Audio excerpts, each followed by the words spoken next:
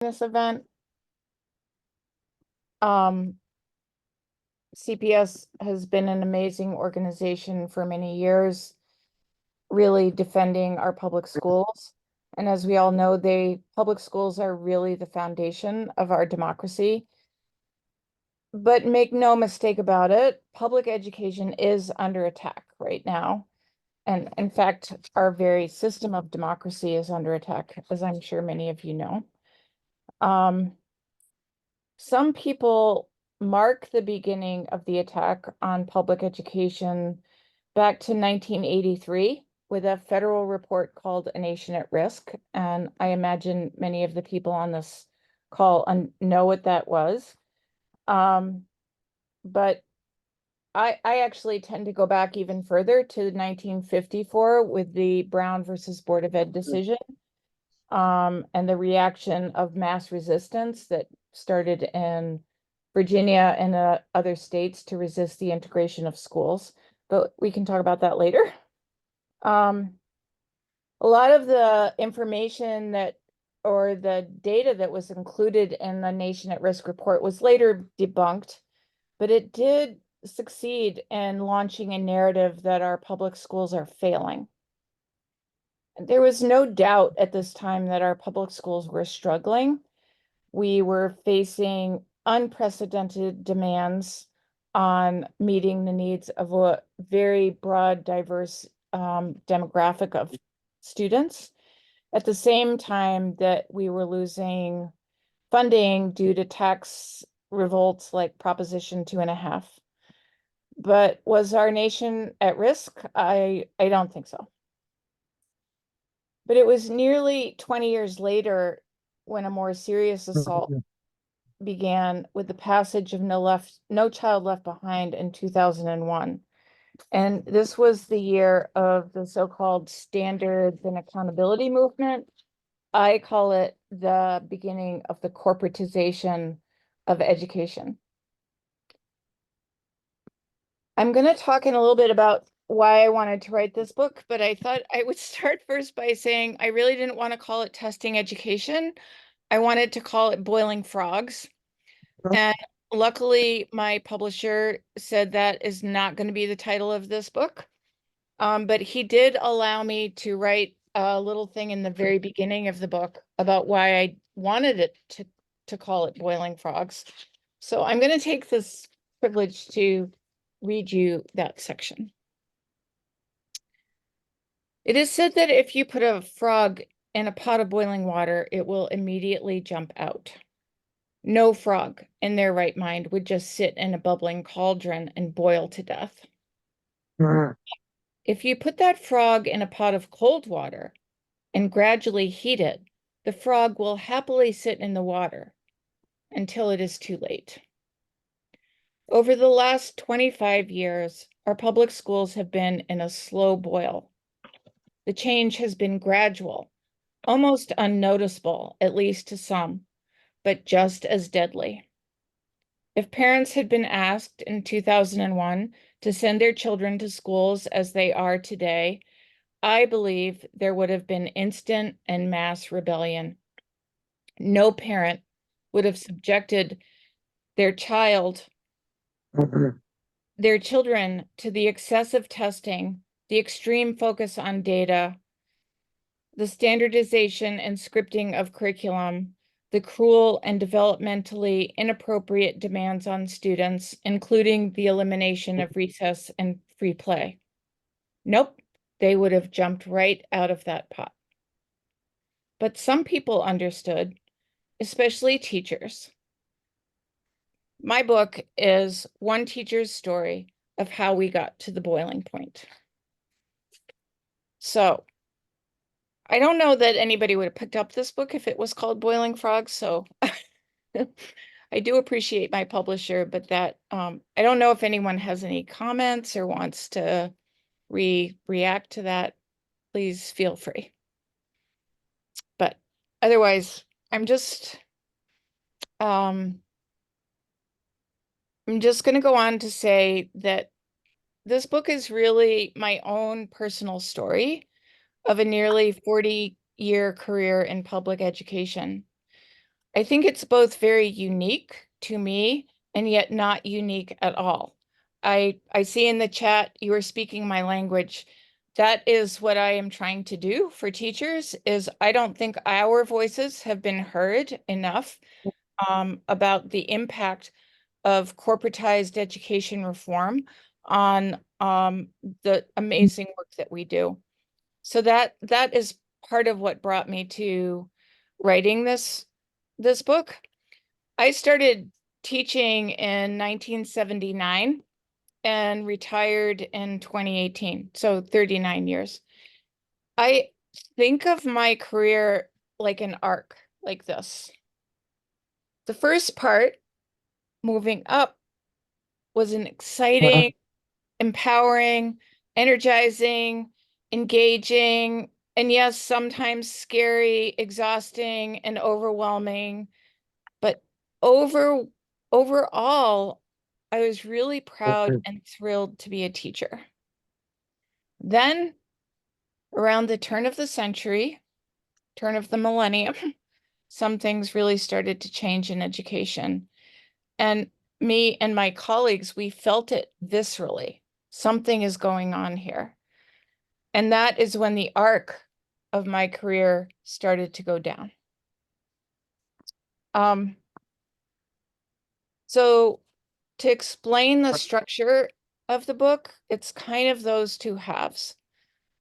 The up part of the arc before the so-called ed reform, and then the downward part that came after MCAS, No Child Left Behind, Race to the Top, Common Core Curriculum Standards, data-driven everything, and so on and so forth. The book is book-ended with an introduction that gives you some historical context for where we are now and ends on a hopeful note. I think it's hopeful because I'm hopeful of possibilities for real change. So tonight I wanted to just share a few short passages from each of these parts. And after each passage, we figured we would open it up for questions or comments or any kind of conversation. And if we don't get all the way to the end of the book in the time we have, that's okay. You can go read the book on your own. The head teacher. I don't care if she's a union member. She cares the teacher. Okay. Someone needs to mute themselves, but I don't know who that is. Um, before I do that, I do feel like I need to tell you a little bit about the work in my school. So I was very privileged to work at what I feel was an extraordinary school called the Graham Parks Alternative Public School in Cambridge, Massachusetts. It was a K-8 school. It was very balanced in terms of race and class, and we had a large Haitian bilingual population. We faced real problems, and we were certainly not a perfect place, but we were a special place. We taught whole families of children, many of whom I am still in touch with and who still talk about that school as a place that they really loved.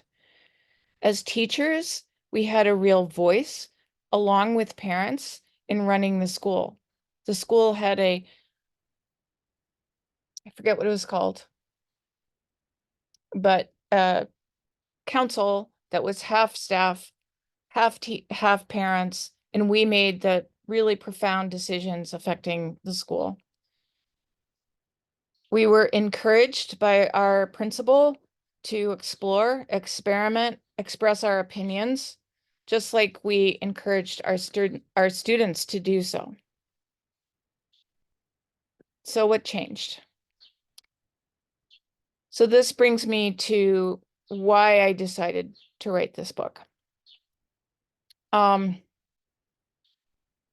2001, at my school, many things in the education world started to change, and in Cambridge in particular. The location of our school was changed, which impacted our student demographics, our structure, our staffing, our programs, our administrative leadership, all of these things changed, and these changes led to increasing stress and strain on the staff until we finally decided that we needed to bring in a consultant to help us figure out who are we? We used to be a school that had a very clear vision, a very clear culture, um, very clear structures around many things, but we were no longer that way. We felt really confused about who we were. And so our principal at that time, this was probably in 2017, um, invited a consultant to come in and meet with the staff. And one of the first things she did was she asked the staff to get in a big line in chronological order in which we came to the school. So I think I was at that time probably one of the oldest, longest veterans of the school, but there were others of us at one end. And then, we had a big long line going down. And then she said, okay, break yourselves into little eras and figure out what was unique, or what do you remember about the time, that era of the school? So I would like to share with you, which is in the introduction of the book, what happened. So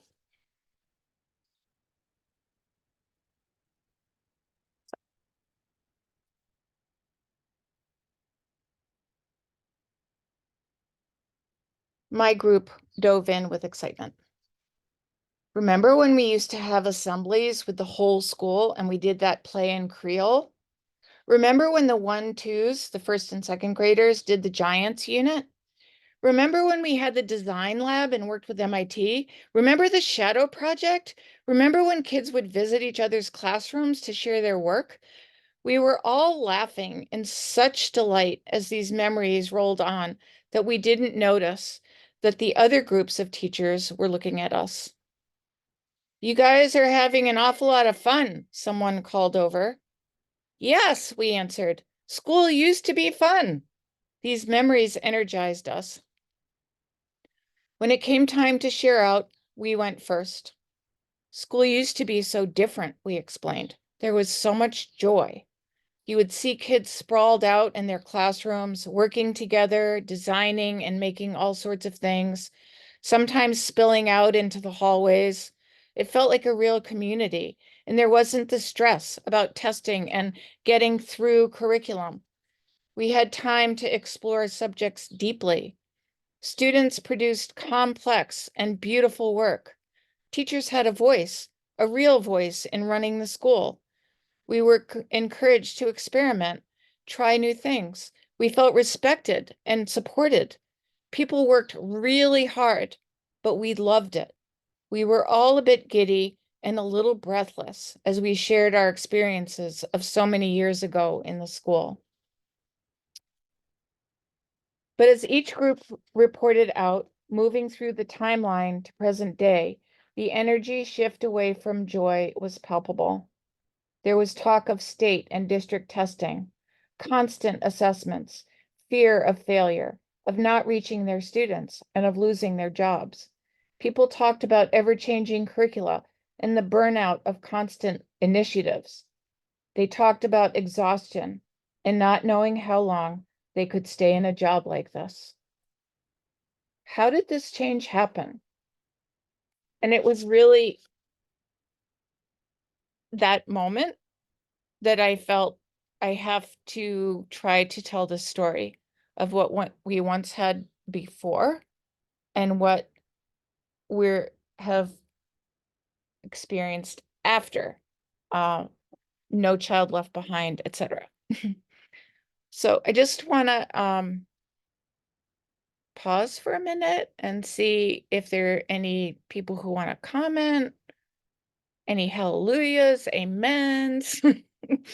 um, Yeah, so you can raise your hand with the little app at the bottom, or you can put a question or comment in the chat, raise your hand physically, whatever somebody wants to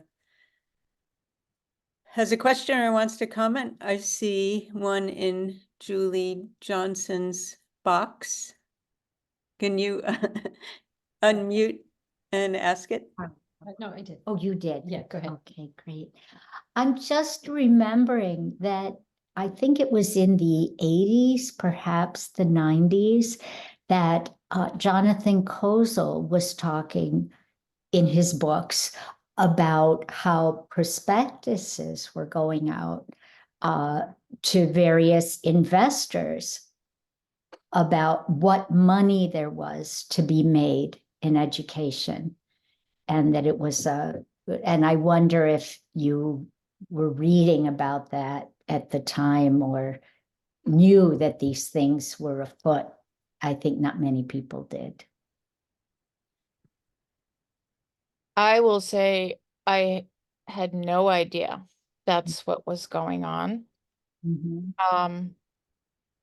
I will say that towards maybe 2008, 2009, I was really blessed to be part of a book group that came together. And in the book group, our first book that we read together was Diane Ravitch's The Death and Life of the Great American School System. And we came together to read that book because we said, all of us were educators, and we said, what is going on here? And that led to a 10 years of our book group reading amazing things that I now definitely understand what is behind the making of money off of public education and the movement towards privatization of education. I know that there are people who know far more than I do about those things. And I felt like what I really wanted to offer in my story was a what it felt like going through this time and not necessarily being aware of those things. Like, I just knew I didn't understand why these things were always happening, but I knew they didn't feel right. And I knew there was something behind them that I needed to better understand. Um, but I do think, and this is where um, I hope people will share the book, not because I don't think teachers' voices have been heard nearly enough. And people, even the very simple thing of giving a standardized test, the our state MCAS, which I think most of the people on this call know what the MCAS is, but it's a state standardized test. It's not what people think it is. It's not just, oh, you fill in bubbles for an hour and then it's over. It's it's far beyond that. And I think it's my goal is to really give voice to the story that I've experienced, but encourage other teachers to tell their stories as well. Because I think people trust their teachers, trust their children's teachers. They don't always trust, sadly to me, I think the press has created this very bad image of the teacher union as something that's bad and is only about themselves. And I can guarantee you that that is not true. But we have to talk individually to the parents, to community members about really understanding the changes that have happened. But one of the problems with the changes that have happened is if you're, I think I figured 37 years old, it's all you've known is this idea of standardization, data-driven, everything, you know, score this, score that, like we have to be on the same page at all times. If you were under 37 years old, you experienced that as a student, at least in Massachusetts.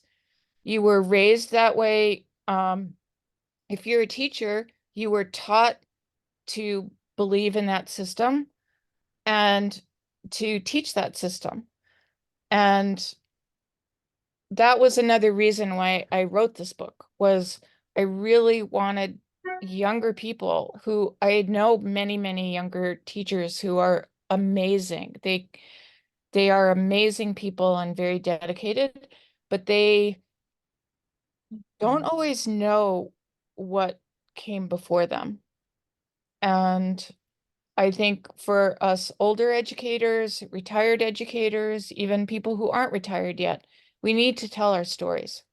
So, Rick last has question, comment? It's kind of a comment. The lineup story really sparked a lot of memories for me, and thinking about, just like Kathy was saying, the joy of teaching for us older people, the joy of teaching early. And we had a radio show going on in our 4th grade class, and just things took a long time, and kids were really involved. And what I'm thinking after MCAS came in and all the changes was the changes in professional development and the changes that were made from, sometimes we had professional development in the early days where we talked about, kids thinking in the classroom and organizing the classroom.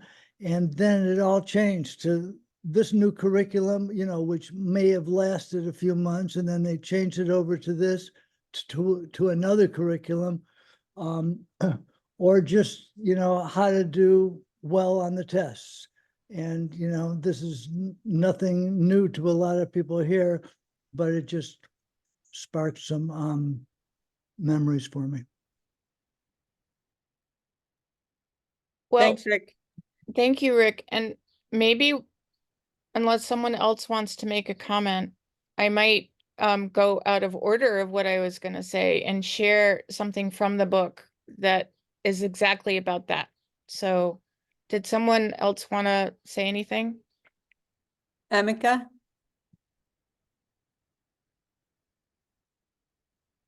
Have to unmute. I always forget to do that.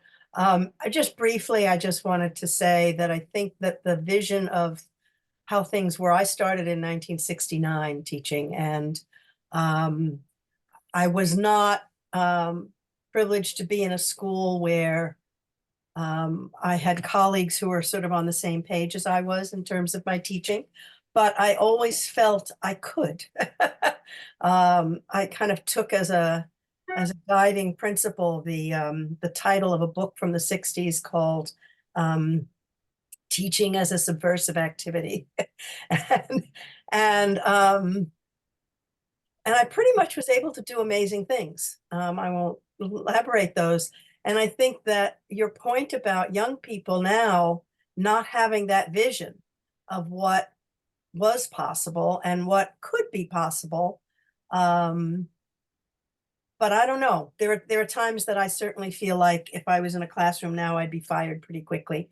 but I appreciate very much, Kathy, you're talking about having the opportunity to really teach and have dialogue with kids and your peers about meaningful things, and to do creative things, and to have the passion, have your own passions reflected. I think in those days, people were very isolated in their classrooms.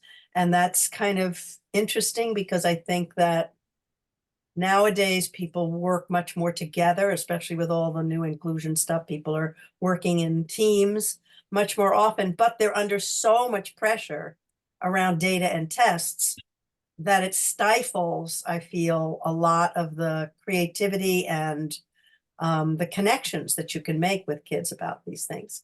So anyway, I just wanted to say thank you for doing this, and to sort of reiterate the power of an image. Just as kids need to see positive examples of what's possible, I think teachers do too. So I'm glad to hear about that. Thank you. Before Weird. Doug speaks, could I just respond to Amika?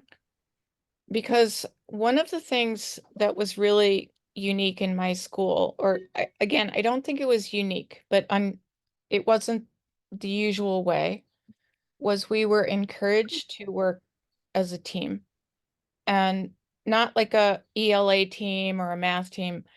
I worked in the 7th and 8th grade classroom as a humanities teacher, and my team was the math teacher, the science teacher, and another humanities teacher and a special educator. We all taught different things and did different things, but we came together.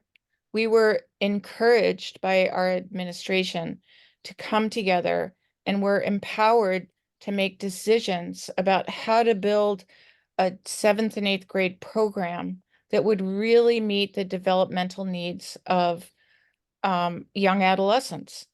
And we read a lot of research. We got a lot of help from outsiders like Dan French, and we really were given the freedom to experiment and develop.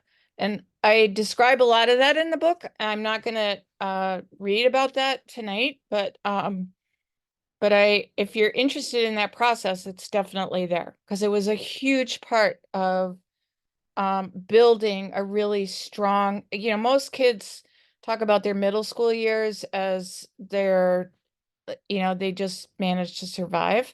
The kids who, I would say most of the kids, except maybe my own children, because I was there, came out of their middle school years saying, these were some of the best years of my life because of the kind of program that we were able to offer. And I'll talk a little bit about that, but I want to give Doug a chance to talk. Thanks, Kathy. I was also kind of responding to Annika and have a question for you. She mentioned that she would maybe be fired today for doing what she did. And my sense of the role that administrators play in all of this and the administration and sort of culture of a school that says we're focused on kids and what they need rather than the top down whatever plays a huge role. And a lot of that comes down to fear, it seems to me. And I wonder if you could talk about what you see or how you would see the sort of culture of fear that is in our schools now compared to maybe what you experienced when you first started teaching, and the role that the MCAS is maybe a part of that, what induces that fear.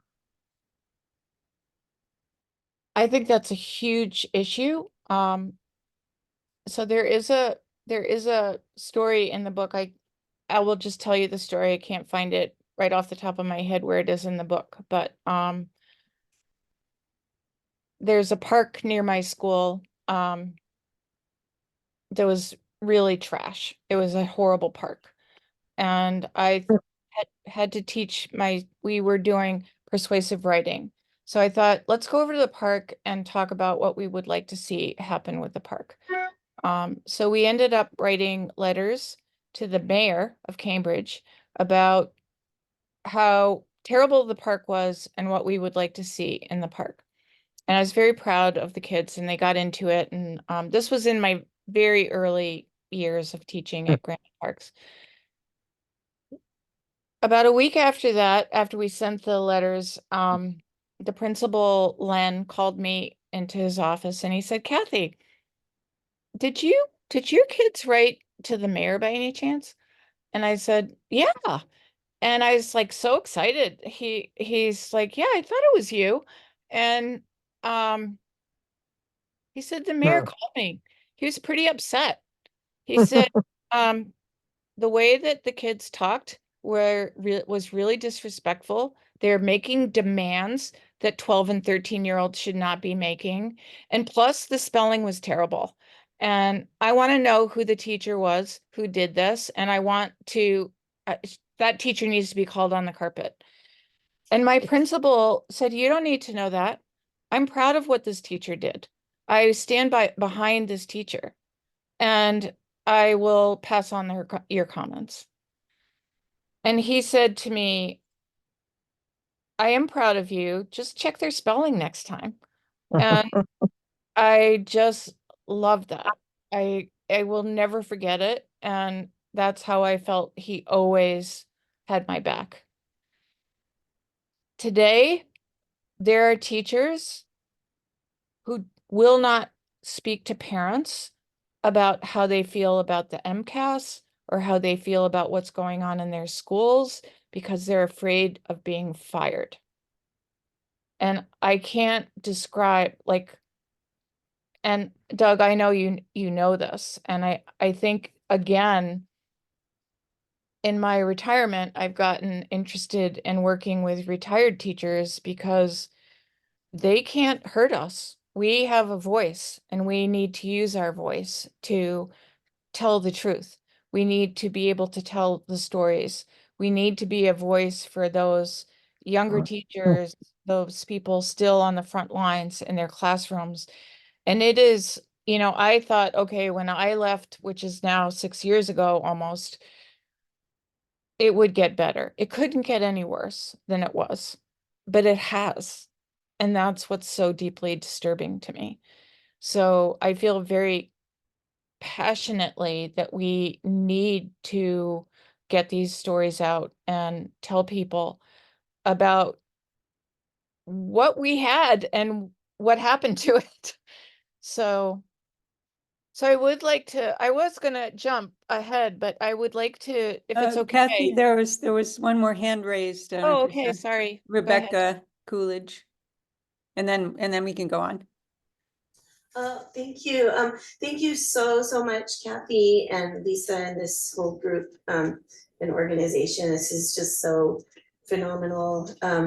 And yeah, I'm the one that put that I wrote a book that was on a really similar theme, and the parallels are kind of just uncanny. But I was also in a class of where the teacher was supposed to be teaching us art techniques to teachers, and we ended up having this big discussion about how, and this was back in like 2005 also, about how the teachers who'd been around longer remembered that kindergartners used to be able to pull out art materials and explore and play with them, and the joy of that and what happened. And that also got into my book and helped me want to write a book. I think it's really, I just put in the comments here that so true that teachers, their professional perspective on this, which is so important, has really been silenced. And I can't really say I'm pro or con union. I think we need to have unions, obviously, just like we desperately need to have schools.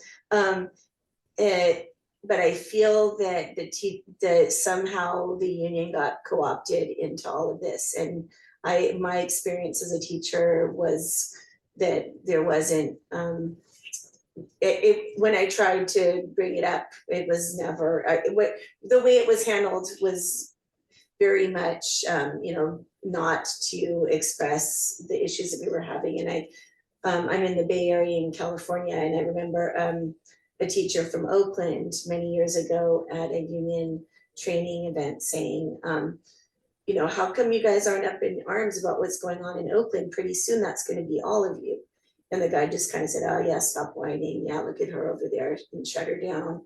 And a few years later, it was all of us, and like the frogs in boiling water, right?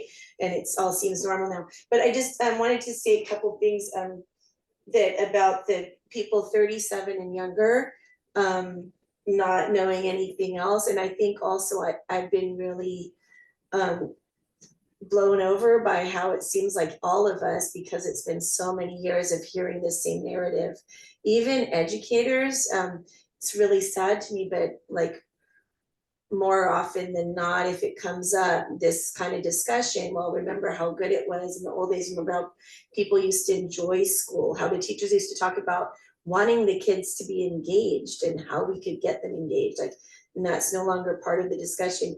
Well, people say now, yeah, but you see the problem with that, don't you, right? Then every teacher's doing their own thing, and we can't know that kids are really learning anything.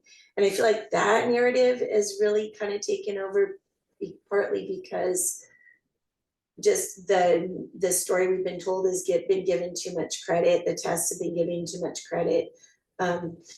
So I feel like a really big piece is what you're already saying, Kathy, about more teachers' voices and your voice, and just I feel like I know I'm talking along, so I'll just end with the way that people used to not be able to talk about mental health issues, or they used to not be able to talk about LGBTQ things, or tobacco being bad for you, even at some point you weren't allowed to say that.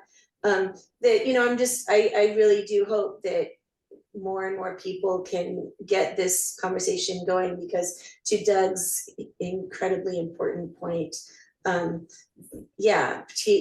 are going to lose their jobs. I'm actually trying to get back into the teaching profession, and I just had to turn down a job because when I talked to the principal on the phone, she said, yeah, this is a failing school, and and so all the teachers are bad, and I was like, oh God, anyway, but it's true. Like I feel like it's a lot like journalism. You can't, if you do too good of a job, you aren't gonna be allowed to stay.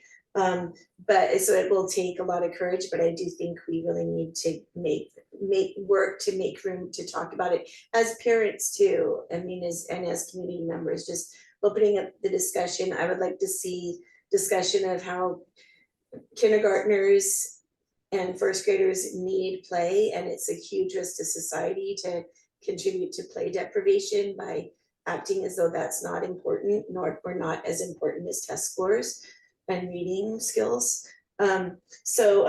Which of course, as by probably everybody here knows, if the students aren't emotionally resilient and emotionally healthy, they're not going to be able to focus and learn anything, right?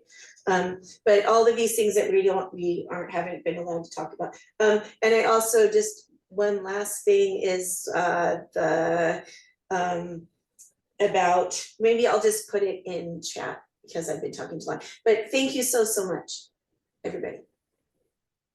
So Thank you. Rebecca, if you wrote a book, would you please put the name and how to get it in the chat? I think that's really important to share those things. Thank you.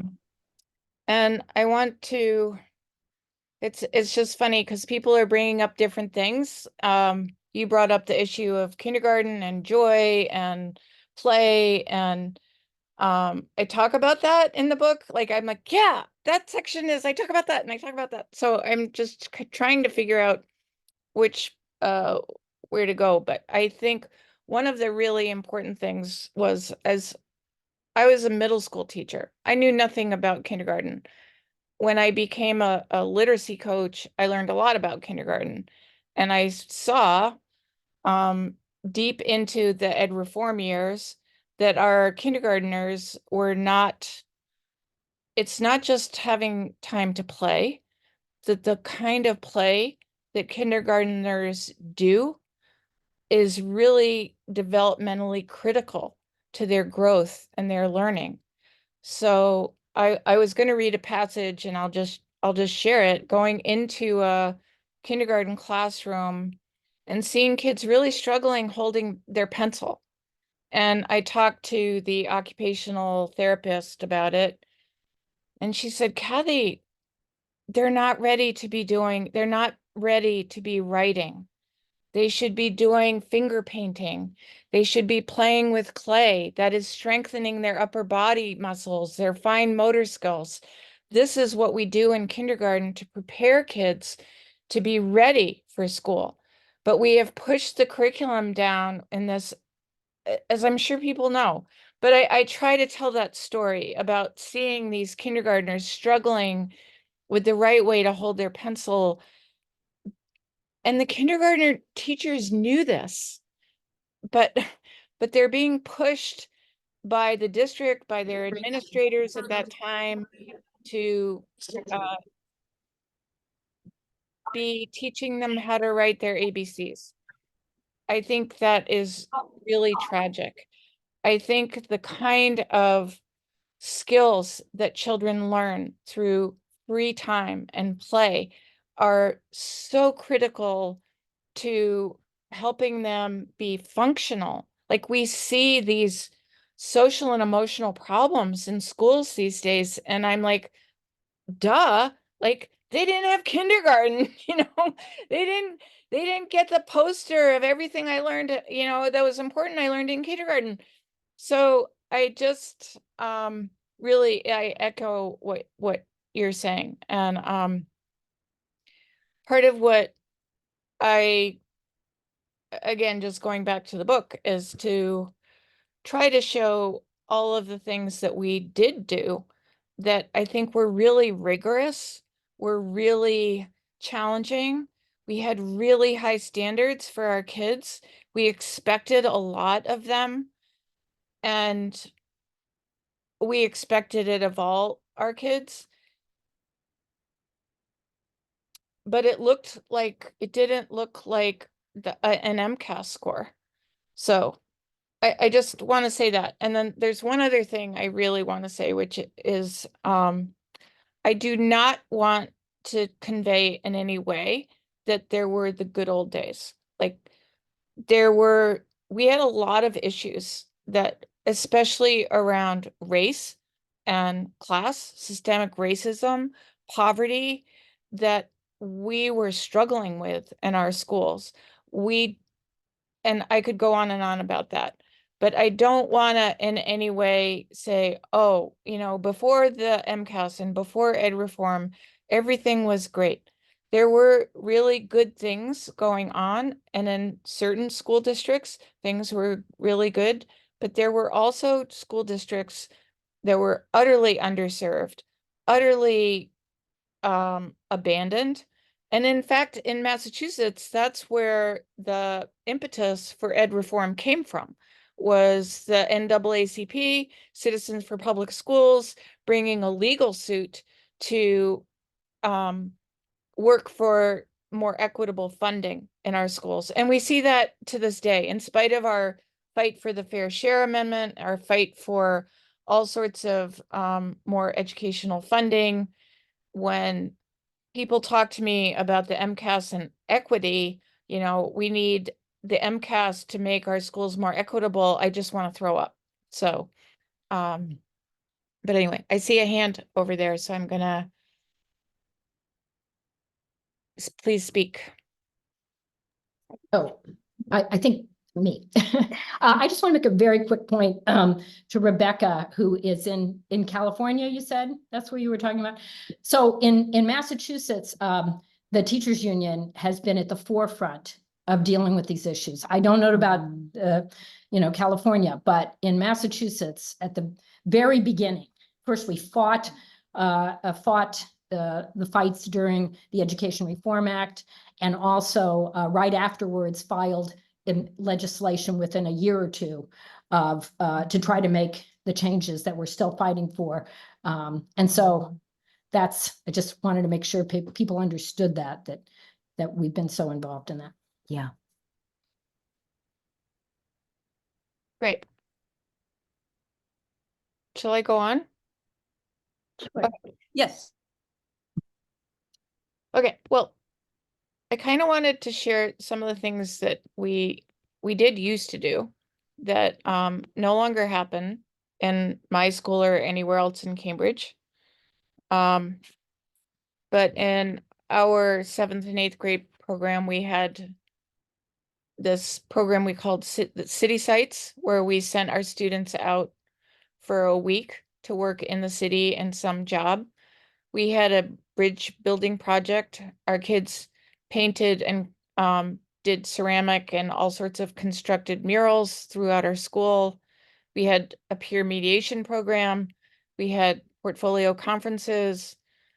We had these graduation review panels that are similar to the idea of performance-based assessments that our 8th graders had to present at the end of their 8th grade year, with people like the mayor, school committee members, people from MIT and Harvard and Leslie Wheelock sitting in along with their parents to defend their work.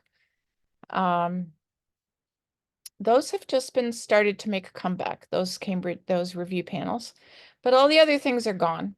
But my signature project was, we did an annual play. And I just wanted to share a little bit about the play because one, it's one of my favorite things to talk about. But I don't know, you'll see why I want to talk about it.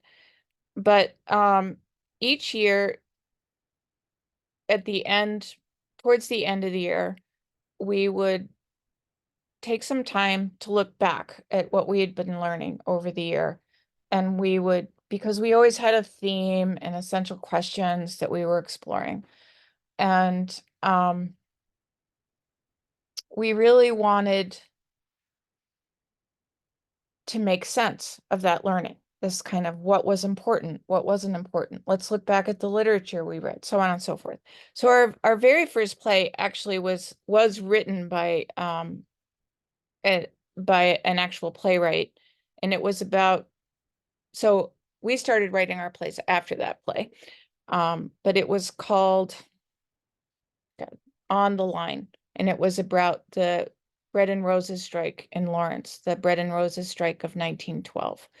And we had intensively studied the Industrial Revolution, the beginnings of the labor movement, immigration, the Irish Put in migration, your window, but I don't have a all way of those to kinds of. So I'm just going to read you a little bit about the play and how we made it, because we didn't do it like a traditional play. So one of the things was everybody had to be on a committee. Everyone had to be on stage for at least one line. But everyone, and I won't go into why that is, but there's a reason behind that. And then everyone also served on a committee along with acting in the play. So knowing nothing about theater, I thought, okay, we'll have a committee of directors because you have to have directors. So we'll have a committee. I didn't have any clue of what directors did, but I did learn about that. And we had a special way of casting for the play because we did a lot of role playing and theater exercises and stuff all through the year. Kids kind of had a sense of each other, but we asked kids to sign up for what part are you most interested in playing. And you had to rank your choices about from first to last. And then the directors came together as a committee and we said, okay, we're gonna choose. We had no auditions. We're just gonna pick people, and our two things we want to think about are who will do the best and who wants the part. And those were equal. So so this is about the casting of the play. I had stepped out of the student directors, no, I'll start. The student directors made another interesting casting decision. I had stepped out of their meeting for a few minutes to check on the rest of the class. When I came back, I saw they had cast Carl in the role of the union organizer from the IWW, International Workers of the World. This character delivers a rousing speech from a soapbox, urging the workers to fight for their rights. It is a 1.5-page long monologue, one of the most challenging parts of the script. So, why did you guys cast Carl in that part? I asked cautiously. Carl was a tall, slender 8th grader who was well liked in the class. He also had a serious speech impediment. I had never once heard Carl complete a sentence without struggling. We think he just looks the part, said one girl. Okay, I responded, but what about the speech he has to give? It's pretty hard. Do you think he can handle it? Of course, they all responded. He just needs help. We will be sure to give him a lot of help. Okay, I said. I didn't want to overrule my committee, but I wondered if we were setting Carl up for failure. Later that day, I went to talk to the school's speech therapist. who had worked with Carl for years. Wow, that's fantastic that the kids did that, she exclaimed. What a vote of confidence for him. Yeah, but do you think he can do it? I pressed. I don't know, she said, but I'm certainly going to do everything I can to help him be ready. It was settled. Carl would be the organizer. So, blah, blah, blah, getting ready for the play, blah, blah, blah. One of the things, when it came time to the play night, Carl came from, he lived alone with his grandmother. I don't know where his parents were. They were never in the picture.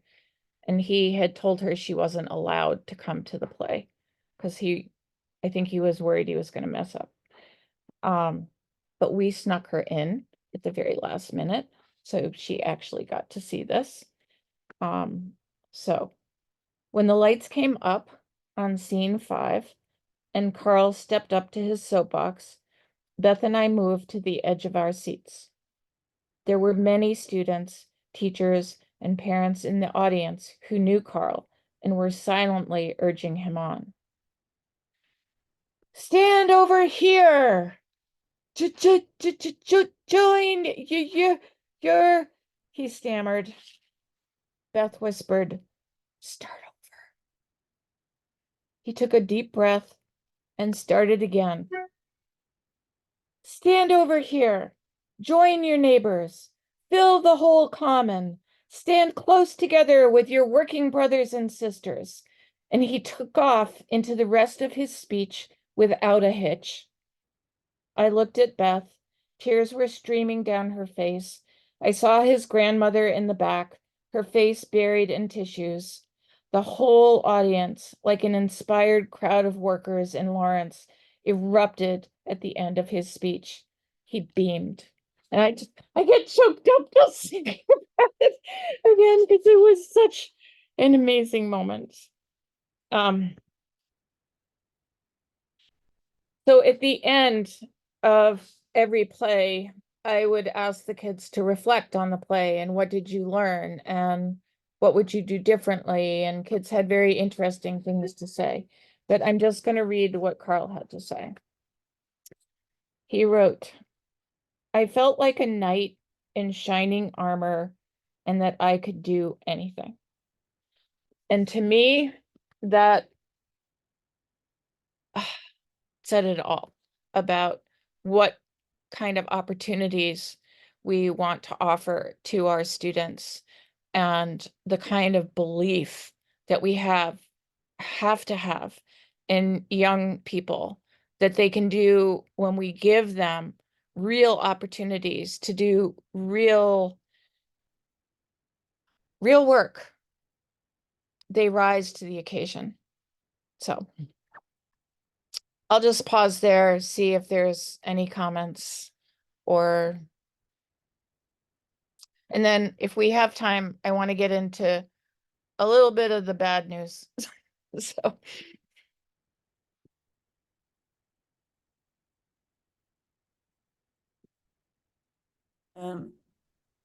Anybody have a question or comment on that? That was just, I was tearing up too.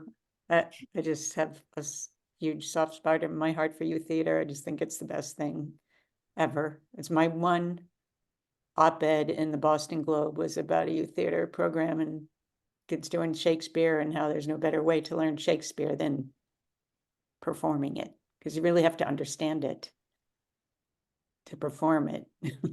yes, you do. I see a hand from Sasha. Asha? Hello? Hello? Sorry, can you hear me? Yes, go ahead. Yes. I'm a speech pathologist and literacy specialist. I've been one for 27 years or so. So this story made me cry. Unfortunately, I've seen everything in my career. I worked in schools.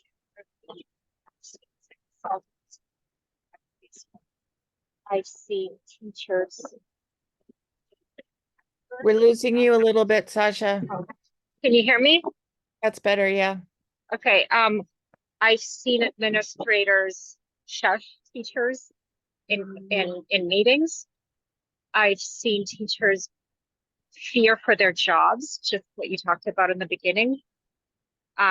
Everything you talked about, like the fear of getting fired if they speak, what's best for the student in a meeting. I've seen it all. However, this is not personal to me. And your story made me cry. My beautiful daughter, had a stroke 3 years ago. And as a result, she has a speech and language disorder acquired. And for the last 3 years, I've been begging our public school to let her be in mainstream classes, because that is her,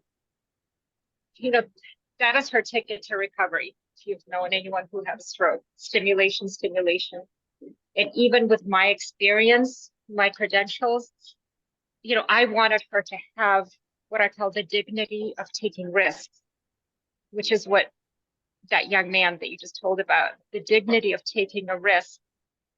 And the speech therapist saying, well, I don't know how he'll do, but I will do everything possible. And then we'll see. And in the 2 years since my daughter has been back to school after her stroke, she has not been given the dignity of taking risks and being back with her pre-stroke peers in mainstream classes. That's all I wanted to say. Yes. Yeah. So thank So you, that's it. Sasha, for sharing that. That makes me want to cry, and not from joy, but from sadness. Yeah. And I think that I've heard a lot of people, especially legislators, talk about they're like, kids just have to toughen up. Like we have to get them to, so you're anxious. You have to deal with anxiety. You have to take tests in your life. You really have to, this is good for kids to have to deal with this kind of anxiety. And just like, I talk about this in the book too, but like John Lewis talked about their struggle and good struggle. Like, no, what was it? Good trouble. He talked about making trouble. There's bad trouble that you make, and there's good trouble that you make. And I think the same about anxiety. There's bad anxiety where you're just real, like that nothing, you get through something. And then there's the anxiety of many things, like going on a stage and performing and being part of a whole community of people making something beautiful together. And there's a lot of anxiety behind that, but it's exciting and it's positive. And I've watched so many kids. I had a kid who was crying before she was going to, we used to also do monologues as kind of a scaffolding towards the play. And she was flipping out about doing her monologue. And we just sat and we talked. And the next day she did it. And she was phenomenal. And that is good anxiety. That is something that you can build on and feel proud of. I don't know how many of you know this, but on the MCAS administration manual, they tell us what to do with when kids vomit on their test booklets before, now on their computers. And I'm asking why. There's something really wrong with this picture. So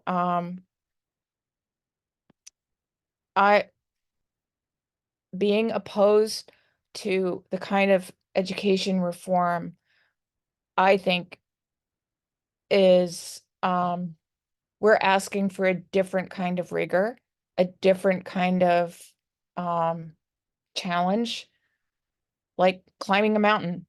The beginning of our school year in my school, we'd take the kids up to Mount Monadnock and climb Mount Monadnock, which many of them had never been up a mountain, and most of them never thought they'd make it, and they did. And that was an important lesson to learn. So anyway, are there other people who wanted to comment? Because I would like to share some of the bad news and then maybe talk about the hopeful ending. Do we have time to do that, Lisa? Yeah, yeah, Yeah. go for it. We have another like 22 minutes. Okay. So this is going back to Rick, who raised the question about the impact of the MCAS and ed reform on professional development for teachers. And I just wanted to share this one story about that. If you're in Massachusetts, you'll remember when we were in the midst of the state adopting the Common Core curriculum standards. Which was controversial, but we ended up doing it. So before the state adopted the Common Core standards, we had started a new round of inquiry cycles at Graham Parks. Each grade level team was exploring an issue based on data and observations that they had identified among their students.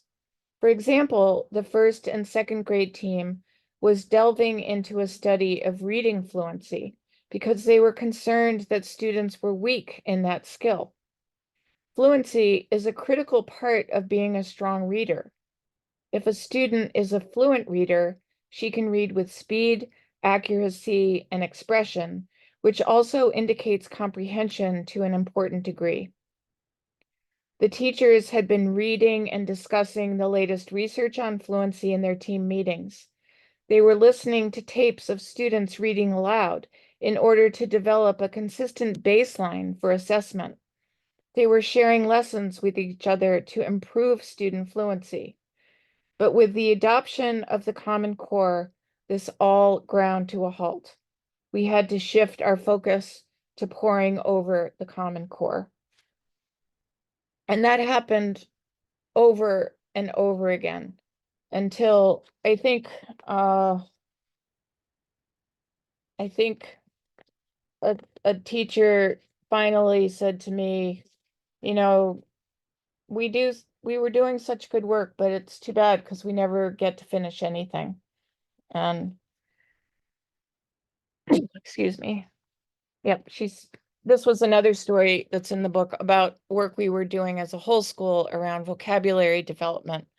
And once again, with the race to the top demands at this point, the onslaught of district assessments, the change from K-8 to middle schools, and the sheltered English immersion and special ed programs moving into the Graham Parks building, I could understand why our teachers were so stressed, anxious, and exhausted. They were bouncing around like marbles in a pinball machine from one new reform to another. They grew increasingly cynical about our professional development plans, as one plan after another had to be abandoned because of district, state, or federal mandates. That work on vocabulary was good, one teacher said to me. It's just too bad we never finished it. We never seemed to finish anything. So I'll just pause again to see if people want to make any comments.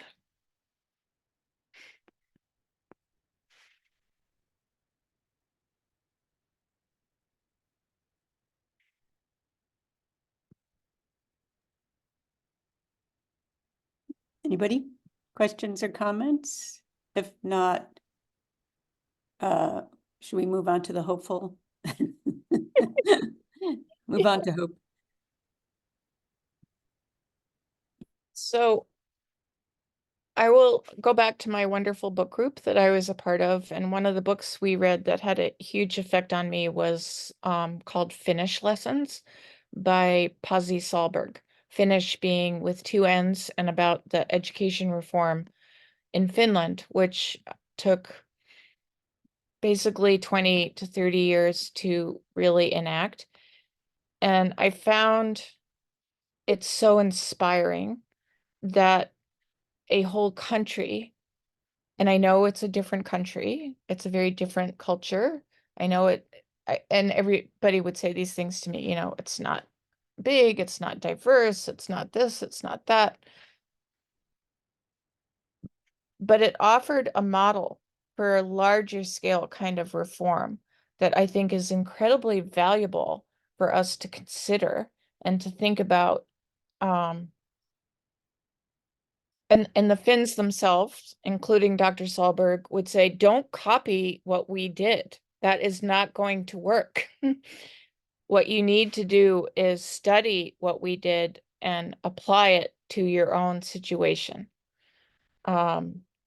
So if you have not read Pasi Solberg's work, I highly, highly encourage you to do so. But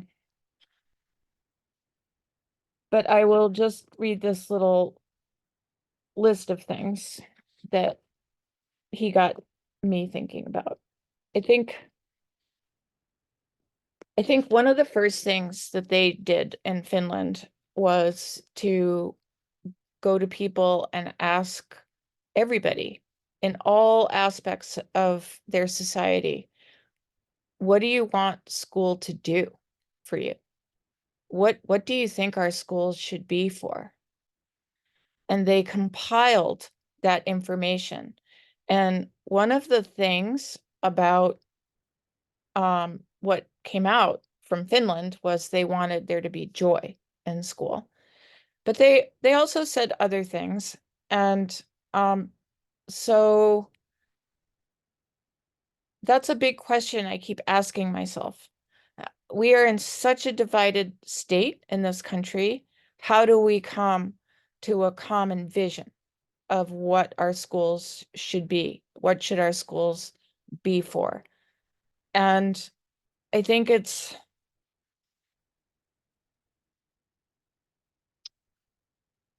I actually think that a lot of parents, if you ask them what they wanted schools to be for their children, may not be so different from other parents. I think there will be differences, but I think many parents would say, of course, I want my child to read and write and be able to do math and know science and to study certain kinds of content. But I also want my child to be able to get along with other children. I want them to be encouraged to be creative. I want them to be problem solvers because we need problem solvers in our life. We need people who can collaborate with people who are even different from you are. So we need to learn how to do that. We need we need we need different kinds of people with different skills, and we need to learn how to bring those different kind of people together so we can benefit from all of each other's skills.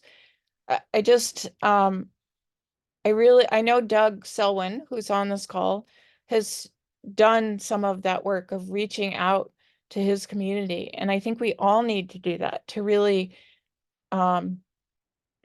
promote real conversations about what do we want our schools to be?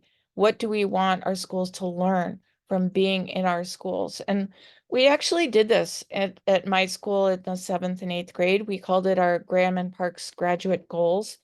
And we had, beyond learning academics, we had 5 goals. I don't know if I can do them off the top of my head, but one was to own your learning.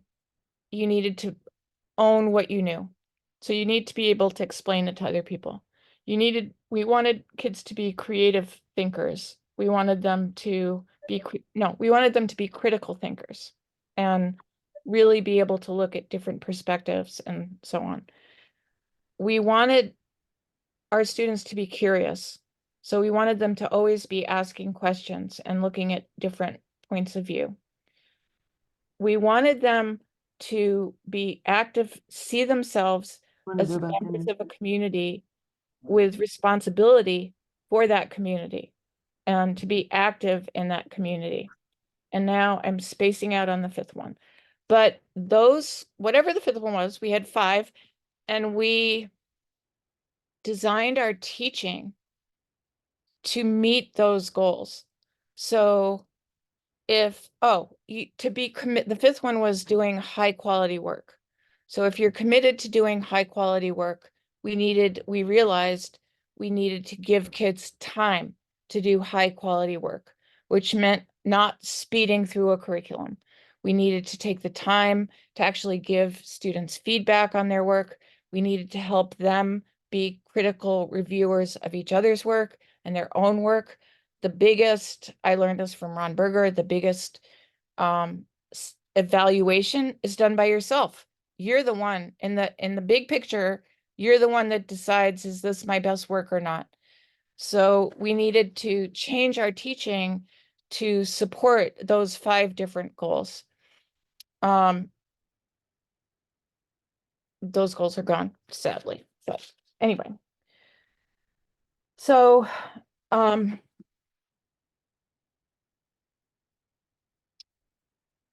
the other thing, I'm just jumping around a little bit, but the other thing, after looking at building a vision, a common vision, one of the things that they did in Finland was to really build a comprehensive body of knowledge around learning, around education. How do children learn?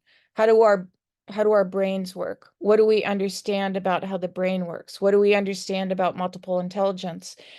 And Dr. Solberg would say, I don't know why you guys don't do this, because we're learning this from you. We're learning this from your people. And why aren't you learning it? Howard Gardner and Debbie Meyer, all of these, really, Eleanor Duckworth, people who have really done great, outstanding work around education. So we build that body of knowledge. We also really need to invest in training our teachers. We need to pay them well. We need to support them. We need to train them really well. And then we need to treat them like professionals, because that's what they are. So in Finland, it's the teachers who design the tests. It's the teachers who design their curriculum. It's the teachers who are constantly monitoring what's working and what's not working. And I don't know, maybe this isn't true, but I think that's a really good idea, a really good model to have for our teachers. And in schools, that's what I felt like I was supported to do in my school. And I know it can be done. And he goes on to say a few other things that I think are really important, like, I don't know, like you have to provide schools with the basic things that they need, right? But the biggest thing he talks about of successful education in Finland is equity. And he said, we really had to look at our society and decide, did we want to be an inequitable society where there were really, really rich people and really, really poor people? Or were we going to try to create a more equitable society? And that is the foundation. And I know that is really hard to think about in the circumstances that we live in right now, but we cannot give up fighting for that. Like equitable funding, equitable opportunity, not just for schools, but for all parts of our society, that we can't have children.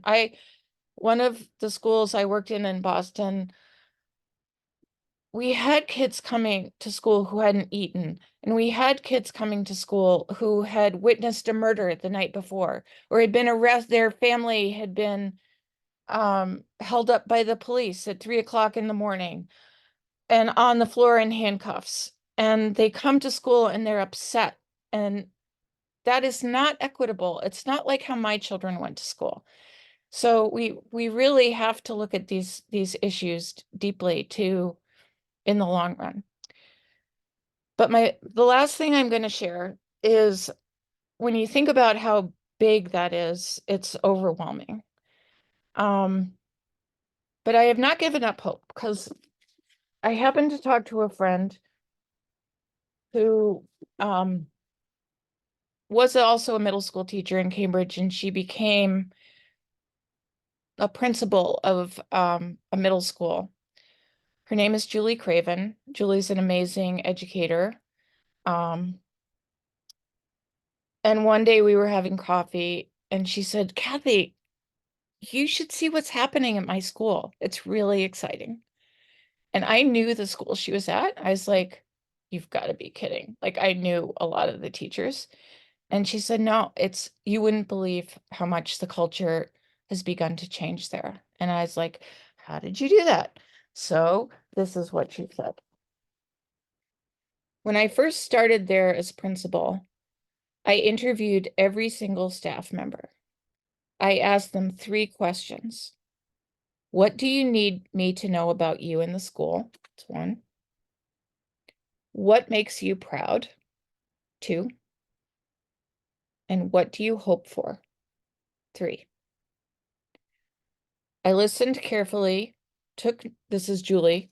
I listened carefully, took notes, and then shared everyone's comments with the whole staff, anonymously, of course, reflecting back to them their own accomplishments, hopes, and concerns. So instead of you telling everybody what needed to be fixed, it was the staff who identified issues the school needed to deal with. Yes, I had some of my own concerns too, but I just added them in with the others. We discussed all the suggestions and then collaboratively decided on just one to focus on as a school. The staff voted to work on race bias, but it could have been something else. The point is we chose it together and we've stuck to it. When people asked about the other challenges facing the school, I just responded, one thing at a time. We will get to those things, but we aren't going to jump around from one issue to the next. We won't ever get anything done if we do that. People liked that. We had a real focus and we weren't going to let other things distract us. I think the teachers felt I was truly listening to them, and that has helped to build a culture of mutual respect. As I listened to Julie, I thought about how simple her approach had been. She asked her teachers what they thought and cared about. She communicated to her staff that she valued them, respected their opinions and perspectives, and wanted their input. She had asked them what issue they wanted to focus on together. She targeted one project at a time so as not to overwhelm people and to actually accomplish something. Remember the teacher who said we never finish anything to me. We treated them like the professionals they were. She was creating a culture where teachers could talk to teachers about teaching, where real change, the kind that truly benefits our students, could happen. It was a small step, but a deeply significant, even transformational one. Simple does not mean easy, but this can be a place to start if we choose to. What is holding us back? As the author Tony Cade Bambara once wrote, the dream is real, my friends. The failure to make it work is the unreality. So I'll stop there. Maybe, do we want to come off of mute, everyone, and give a little round of applause to our wonderful author and friend, Kathy? That's wonderful. This was fabulous, fabulous. Thank you so much. Does anyone have any closing thoughts before I close this out? What a wonderful way to start the school year, the principals starting that process with them all, accomplishing all those goals, being valued, listening to people who've been there and know, all about the school, and then picking one thing to work on.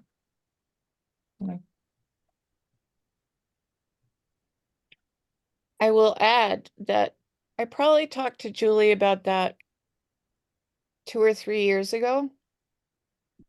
And she has since retired. She retired last year. She's just been retired 1 year now. But I was talking to some people about the middle schools, or Cambridge now has 4 middle schools. And they were talking about the 4 middle schools, and then they said, oh yeah, but Rock, Julie's school, they said that one's different. They have something really different going on there. It's really amazing. So what she built has lasted. I'm really proud of her for that. Well, thank you, Kathy, so much for writing this book and sharing it with us and sharing like what drove you to write it and moving me and I think most of us to tears with some of the stories in the book. I feel inspired and hopeful and sort of even more excited about our ballot campaign and winning that to get rid of the MCAS graduation requirement. And some of you may know that the 2 phases of signature collection have been really successful. And the second phase, we collected twice as many as required. And someone in a meeting with Kathy this morning said that this ballot question has collected more signatures than any in history, which I hadn't heard until this morning. So that's pretty exciting. And now there's some of you may have seen, it's been reported that there are negotiations going on with legislative leaders and the Secretary of Education to maybe accomplish the goals of the ballot question without taking it to the ballot and spending all the money that will be required. So we'll see what happens with that. I'm finding myself wanting to just do it, just have the campaign, take it to the ballot, let the people vote. And I was thinking about when we were talking about how teachers need to tell their stories and people need to hear from teachers what's going on and what's been lost. And this is an opportunity for that, because that's one thing we learned in the No on 2 campaign to keep the cap on charter schools, was that teachers were very valuable and trusted messengers and really helped us win that. So I kind of excited to have that happen again.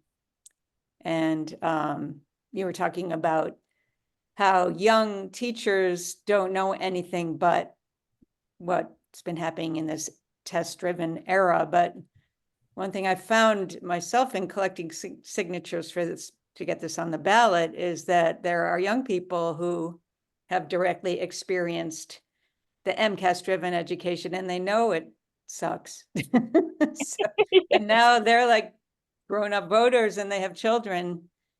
And so, they could be foot soldiers for this campaign.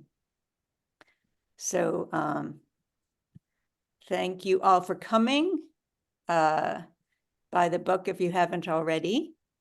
And I'll be sending out, there are people who wanted to come and weren't available, so we recorded it, and I'll be sending out the recording. And stay on our list and we'll update you on how the campaign's going and what you can do to help. Great. Thank you, everybody. Great to see everybody. Thank you. Thanks Thank you again. so much. Spread the word and tell your stories. Thank you. Good night. Good night.